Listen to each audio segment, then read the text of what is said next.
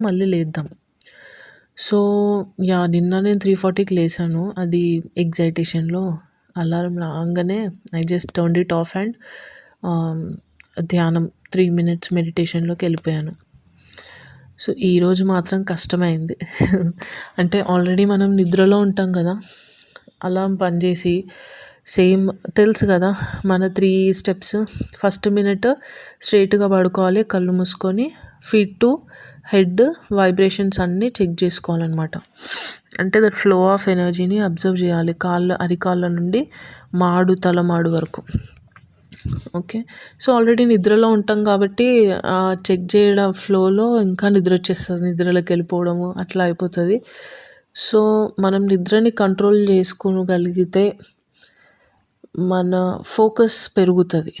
Main agenda ఇదేనేమో మరి పెద్దవాళ్ళు పెట్టింది.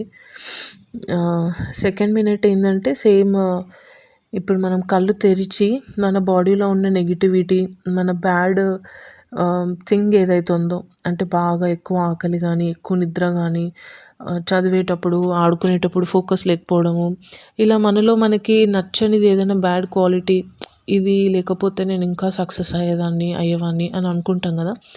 అలాంటి నెగిటివ్ ఎనర్జీ నా బాడీలో నుండి వెళ్ళిపోయింది అని అనుకుంటూ మన నుండి బ్లాక్ యాషెస్ బయటికి వెళ్ళిపోతున్నట్టు ఇమాజిన్ చేసుకోవాలి with open ice.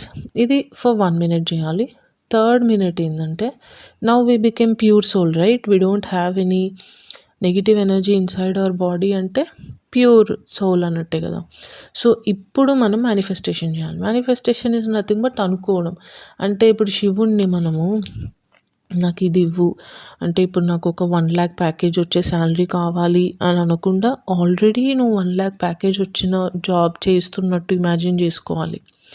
Okay. After you are getting the 1 lakh package how you are going to lead your life అనేది ఇమాజిన్ చేసుకోవాలి, విజువలైజ్ చేయాలన్నమాట. సో, ఇది ఒక